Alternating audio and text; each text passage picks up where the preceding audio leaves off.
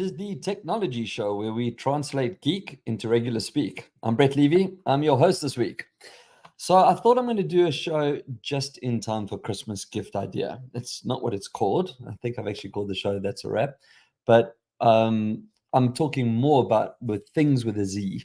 So as you know, I always review something cool. I had an opportunity to review something super cool that could just be a perfect little gift for the undecided for Christmas, and maybe even as a stocking stuffer or something like that. So let's get into it. Let's bring up the screen and go into things with a Z.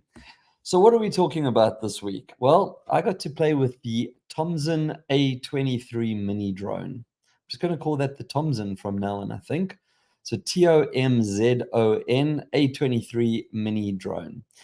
Well, there it is. There's a little guy over there. So basically, if you've never flown a drone, then this is probably a great way to dip your toes into this world. The Tomzon's an indoor friendly. In fact, I'd probably say it's best to fly it indoors due to the size. As I said, if you're watching the show, you'll see I held it up. I'm trying to talk in centimeters now. You're probably looking at about, I don't know, 8 centimeters, maybe 10 centimeters. No idea what that is in inches. Sorry, Americans. So, if you're outdoors although you could definitely fly it outdoors, wind might become an issue, which might just destabilize the drone a little bit. So, designed for indoors, perfect for indoors. Besides, you can't terrorize your kids or your pets or a sleeping spouse outside, unless you're by the pool, I suppose.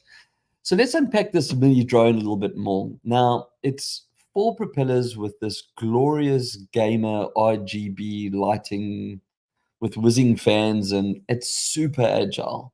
I probably had most people at RGB. I know when I showed my son when we were playing with it earlier on, it lit up in game as RGB. And I was like, oh, that's cool. Look at the lights. Like, don't worry about the fact that there's this awesome little thing flying. I was like, look at the lights.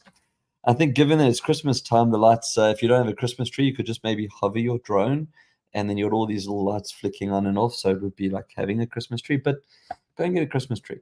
Anyway, so what makes it really an easy entry into drones or super fun, even if you're an experienced pilot, I suppose. And Alon, if you're watching the show, definitely something you need to take for a whirl compared to your pro drones that you've got. The remote control. So it comes with a remote control that kind of looks like an Xbox controller or PlayStation controller. In fact, I think it's even bigger than the drone. And it's got all the toggles that you expect and the buttons and everything else, right? So your left toggle is up and down, so height and rotation. So when you're in a hover mode, you can rotate 360, and then your right toggle is forward and backwards. So it dips the drone forward or pulls the drone backwards. So pretty intuitive, pretty easy to do. You just got to get the dexterity right. Just a little note, there's a light on the drone for a reason. There's a red light at the back of the drone. That's so you can see the back of the drone, because if you can see the red light, then right is right and left is left. If you can't see the red light, then left is right and right is left. Right, left. So that's something that always takes getting used to with drones. And just as a note, just as a little segue from here, if you are flying a big drone, either watch the drone or watch the camera. Don't try and do both. So if you're watching through the camera, it becomes quite intuitive because you can see where you want to go. And if you're watching the drone, then same thing, looking at lights, the green and the red lights in the front and the back, you'll know which is which. There are pre-built function buttons on this remote control as well. So they put the drone into like this circle pattern, just does this big circle that goes around, and also then puts it into rotation pattern as well. So it just sits there and goes like there's this like really fast. So I can do it, right? So that was pretty cool. Now, this was the best for teasing my cats. Okay, no cats were hurt in making the show. Just want to put that out there before I get all the little Karens on the line. But watching him trying to track it while it's fed round and round, like you got this, and he's a Scottish fold. There's like little ears even popped up as well. So it was just such fun. Like I hovered it just above him, so where I knew he wouldn't be able to claw at it or get at it, but just low enough to intrigue him still. And he was just sitting there. I think Kate actually shot a video of it. I must find the video and maybe include in the post as well. But yeah, no cats were hurt making this. And then there's also a flip button. So the Thompson does like a kind of roll over flip is the only way I can describe it for people that are not watching the show when I'm doing my hands at the moment. But if you picture the drone in hover mode and you hit the button and pull the joystick, it flicks over like it does like a cartwheel, I suppose. It's super impressive. Like it looks like I know what I'm doing, but I don't. I just pushed a button and hit a toggle. And then it also does well, you can do both directions. And I talked about the circle flying and the rotation. So there's some nice little tricks that it can do as well. So it's pretty impressive once you've got the feel of it. Now it comes with 2 batteries in the box. I got about 7 minutes ish on each. I didn't really sit there and time it. Um, Looking at the marketing material on online for the Thompson, it says about 18 minutes. So that would make sense, right? I would say you're probably going to get between 15 to 20 minutes of play, and that's going to depend on what you do. It depends on how fast you fly the drone, how many flicks do you do on the drone, and so on and so on. If you were, if you making it go super fast and flicking at that, you're obviously going to diminish battery life. That just goes without saying. But it's a quick swap. You bring the drone down. You clip out. Well, again, for those that are watching, there's just a little button over there, and you just click out this little piece. This piece here is the battery. Put the other one in, and boom, off you go. So it doesn't really detract from the fun. Speaking of taking out the battery and landing and so on, it has an auto takeoff and landing button. So this also makes the drone less intimidating for those that have never flown a drone before, because that's the hard part. You can do throw to fly as well. So what that means is you can take the drone in your hand, throw it up in there. Please make sure it's on when you do this, and the remote is on and paired. That might seem obvious, but I'm pretty sure there's going to be people out there that just throw the drone and then nothing happens. I definitely saw some videos of that with the big Mavericks in the past where people have thrown it but haven't actually connected the drone, so nothing happens. I'm a big fan of the auto takeoff and landing button. There's a little button right there by your thumb on your, I think it's your left-hand side. You just push the button, drone hovers up, and push it down, it lands itself. So that just takes that stress out, because that is actually probably one of the hard parts of flying a drone, is taking it up and bringing it back down again. So that's pretty cool. It also auto hovers with its headless function, so it just sits there. If you're not doing anything with the controls, it's just going to auto hover for you. So again, it's not like your drone's going to start flying away and you're in trouble. This is a nice feature then, I think, also for younger pilots. I don't know if there's an age. Well, I'm going to assume there's an age limit on it. It's not something I ever look at. People that watch my show are generally adults, but for your younger kids, I'm not advocating you give it to your 3-year-old, but you could probably have some fun with a 5 or 6-year-old, just sitting with them and watching them. The fact that they can make it take up and land alone would probably be cool. And then just show them little trick buttons that puts it into a spin or a circle, so they kind of feel like they're flying, but they might not be flying. But yeah, so on that note, especially for parents or people that are concerned, like with pets, like when I was flying around the pets, the propellers are inside a guard. If you look again, I'll hold it up there. Like there's a little round circle. So the props are inside there. You're not going to be able to catch your fingers. You're not going to be able to catch curtains or wires or anything like that inside here. It's really well thought out. Yeah, so uh, no exposed blades. Even if you crash into a wall, you're going to hit this round black plastic piece first. Please try not crash into a wall. Generally, that's not good for anything. But you're not going to damage anything. You're not going to break the blades. There were 2, I think, extra blades in the little box as well, so that if for some reason you do break a blade.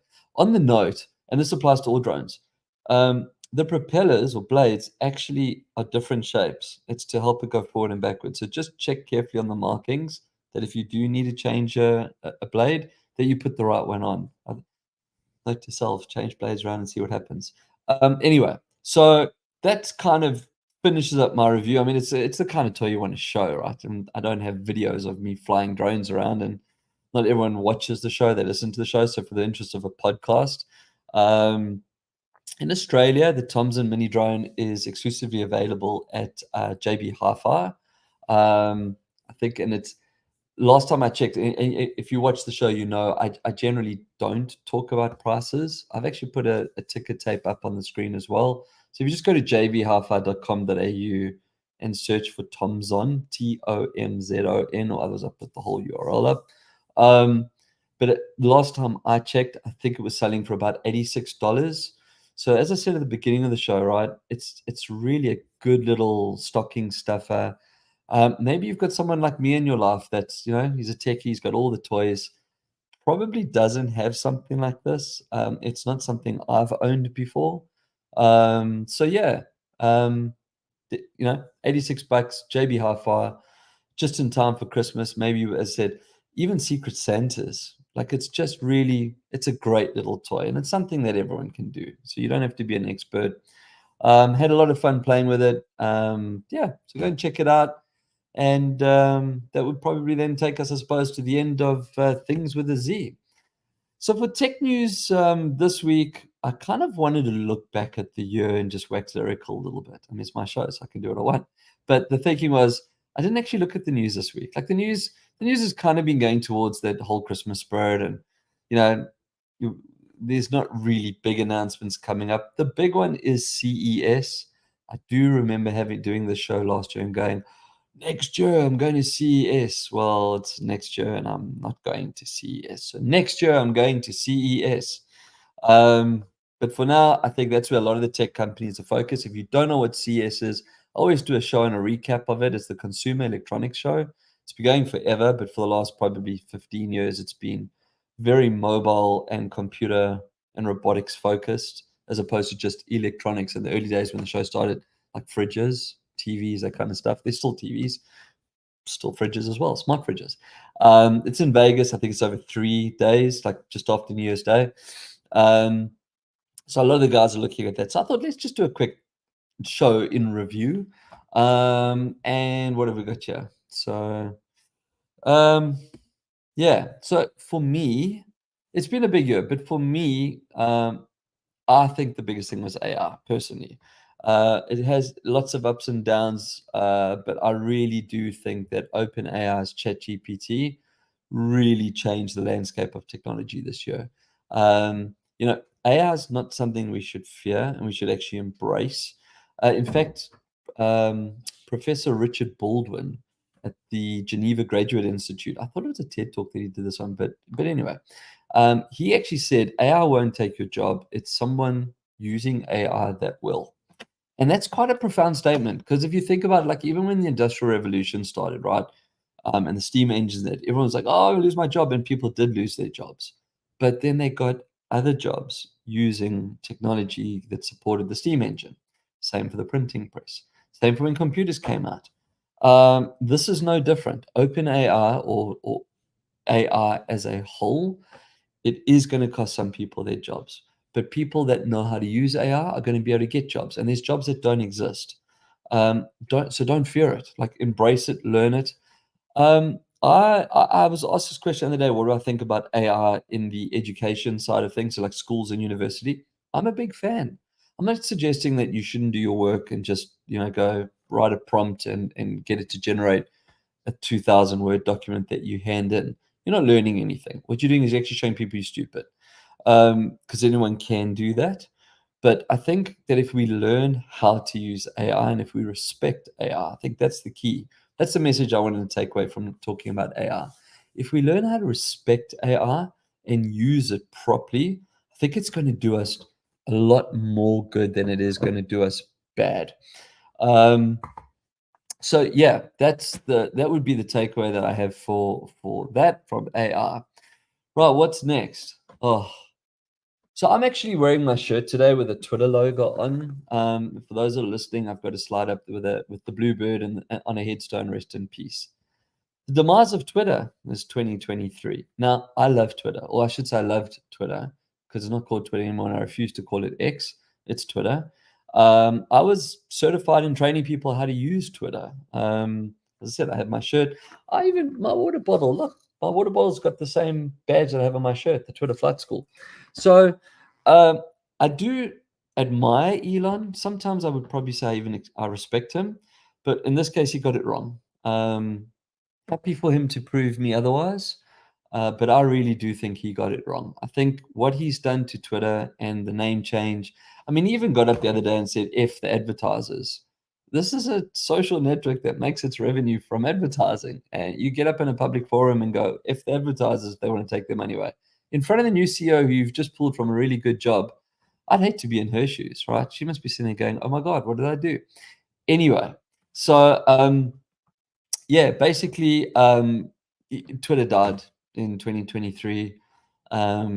We are going to see something replace it in 24. It won't be X.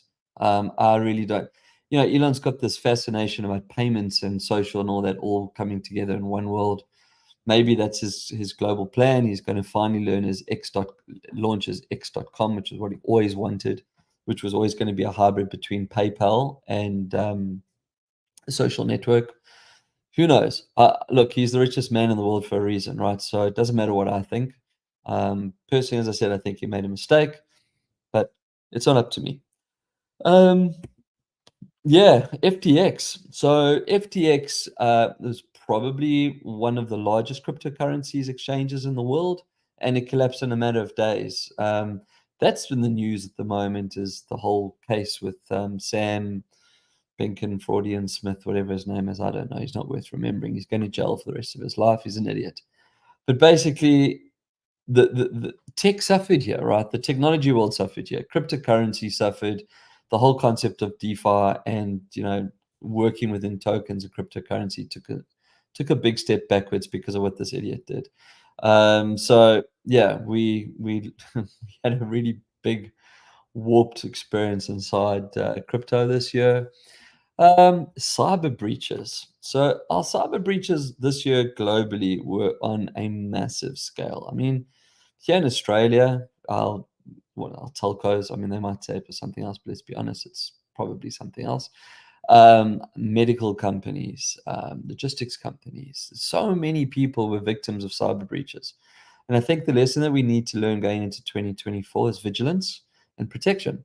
Spending money on cybersecurity is not a waste of money. On that same note, the cybersecurity vendors out there, you kind of need to come to the party as well, right? You can't be like the pharmaceutical industry where you charge insane amounts of money for drugs that people need but can't afford, so they're going to die anyway.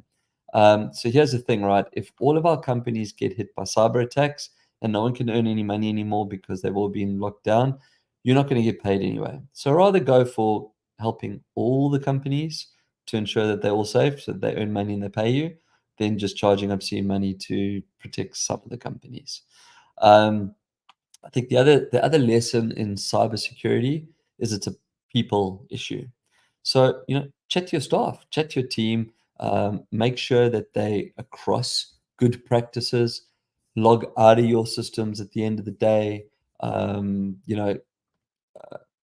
Don't leave machines on, don't leave key cards on, don't use your birth date or your pet's name for your password.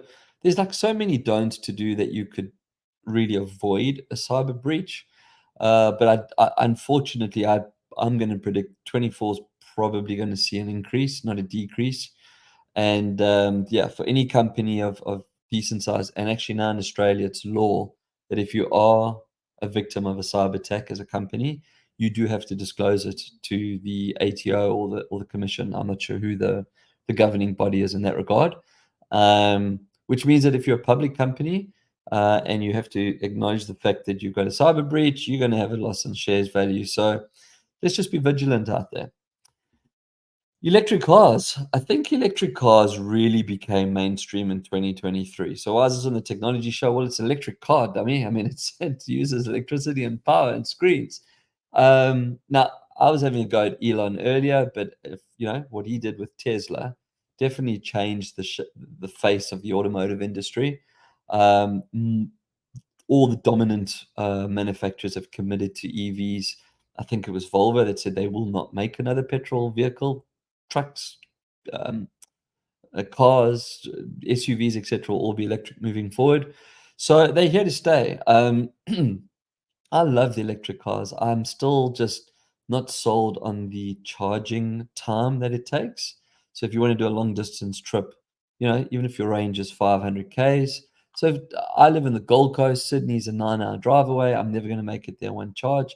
I don't feel like sitting at a supercharger for 40 minutes or an hour, whatever it is, if I can find one and or I can access one. Whereas all the way down, there's lots of servos, as we call them here, gas stations, petrol stations. I can stop in, I can be in, out, paid, etc., within 10 minutes. So that's something that the EV world has to work on. There's been talks about swapping out batteries and our highways charging the cars while they drive. These are all great. It's not going to happen in 2024.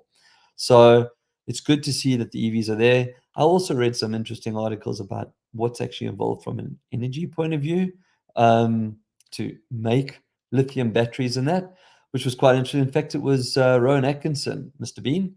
He wrote an article about why he's going to hold on to his petrol car because of this. And what we're trying to do for the environment is actually more detrimental. So I think it still needs to find its place. They're not going anywhere. I think in Q3 in Australia this year, EVs actually outsold petrol cars.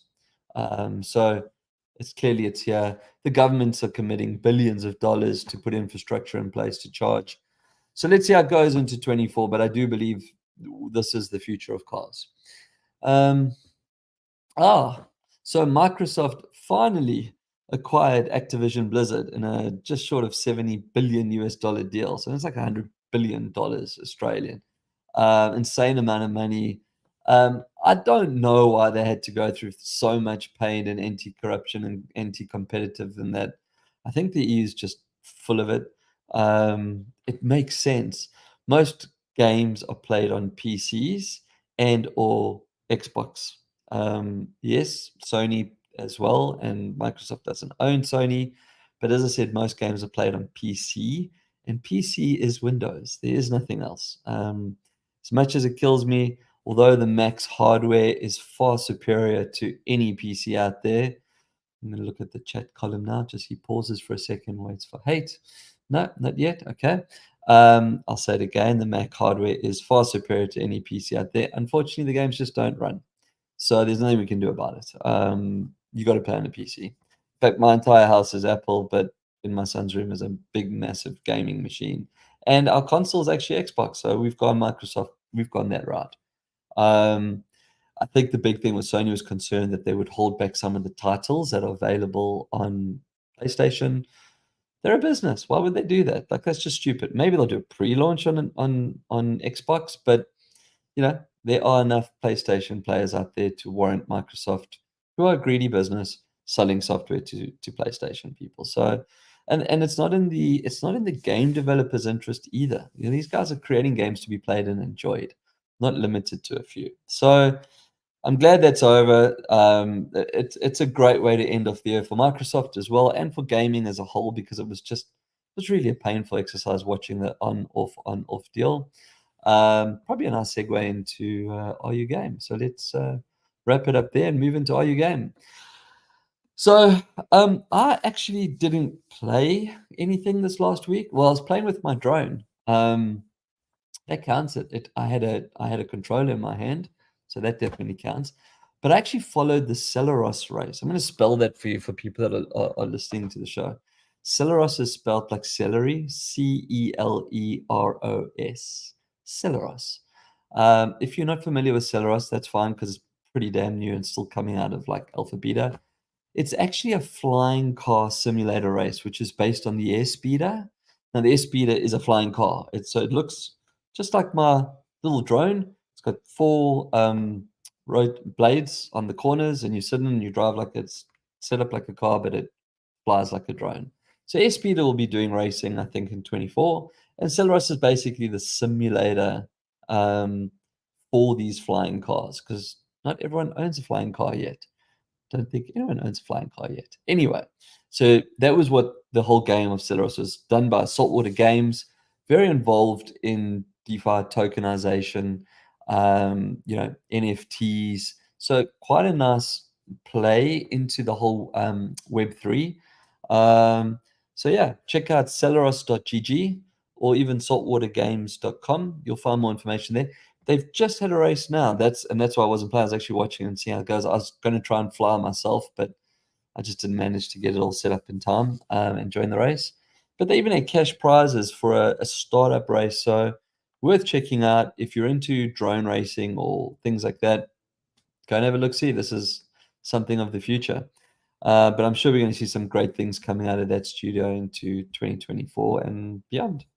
So that takes me to the end of Are You Game? And just down to, oh, I've got some pretty pictures for those that are looking. I actually forgot to click through. So there's some screenshots there. You can see what the flying car looks like. There's a better view of it. So as I said, it's got these 4 quadcopter. It's a quadcopter.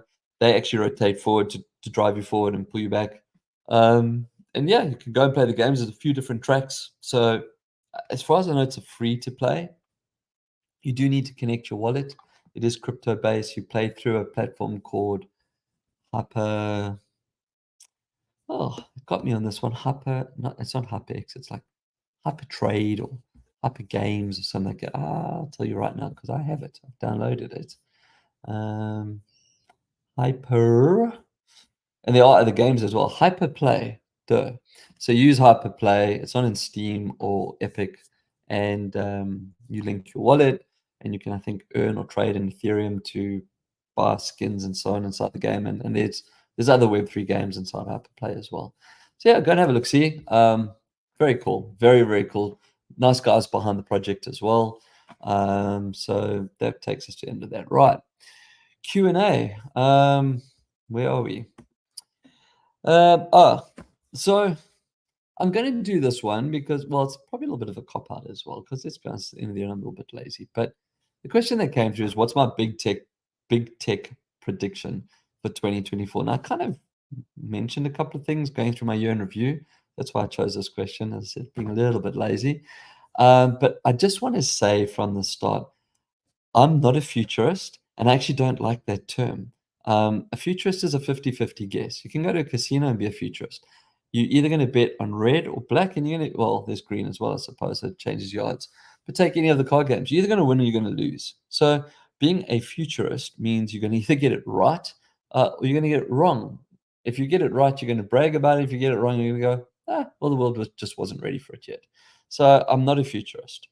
But back to the question. I think the easiest way to answer this, actually, it's 2 ways, right? First of all, we've got CES around the corner, and that's what I was saying when I said I mentioned the show a bit earlier. That's kind of where the big tech companies share their pipeline, like what they're going to be working on. They show some of the innovation. It's like a little honeypot for futurists, because they can go there and look at all this stuff and go, "Ooh, we're going to see a rolling phone. I predict we're going to see a rolling screen phone," and lo and behold, you see a rolling screen phone come out as another show that's just demoing tech. But CES is always a good way of getting a view into, one, what existing established companies will be launching in 24, no guesswork, as well as the way they're thinking and the innovation behind it. And then there's always a really nice mix of independent companies that have got some insane stuff that comes out. In fact, I think the flying taxi was first debuted at a CES. Now we're talking about flying cars. Flying taxis, Didi and Uber, and already investing in it. I think China, or Hong Kong rather, or Singapore is going to be testing them 2024, or you can take a flight in one of them. So that would be the good thing. But if you are going to put me on the spot and you want me to give you a prediction, I actually think that the software space is what we're going to see in 2024. Now, hardware, it's always predictable, right? You get a flip phone, you get a fold phone, you get a fold phone that scrolls, a fold phone that does increase. Still a fold phone, had it for a while. Pick up your phone that you're using now. How different is it to the phone you used 5 years ago? You know, maybe the camera's a bit better, whatever, still a phone. So I reckon that we'll see software in 2024. And what I mean by that more is like the integration or the acceptance of AI. Like we'll see how that integrates into tech, how tech becomes smarter because of algorithms and artificial intelligence. I think we'll start to see, we're already seeing more specialized AI. People, if you want to do a book, use this one. If you want to do images, use that one. I think we're going to see even more of that, where people are going to sit down and go, cooking, that makes sense for AI, let's do it. Personal trainers using AI. So maybe with mirrors that can see you, and then through camera technology, the algorithms can see if you're working correctly or how to adjust your movements. So yeah, that would be my prediction, is that we're going to see a lot more software and software as a service, all backed by artificial intelligence. Microsoft made that very clear with Copilot and Bing. The fact that they've made that available for Macs as well shows you that they're trying to get that whole cross-platform thing going that I'm talking about. Google launched Bard a couple of weeks ago, or a month or so ago. Um, I love Bard. I think Bard is, for me, is actually nicer than ChatGPT. I get a bit more of a humanistic touch to it. And I've seen some really cool stuff in the imaging side of things as well. In fact, I just made a T-shirt where I did an on-demand print T-shirt with something that was generated using AI. I'll actually wear that shirt on one of the shows next year, and I'll show you if it comes out the way I wanted it.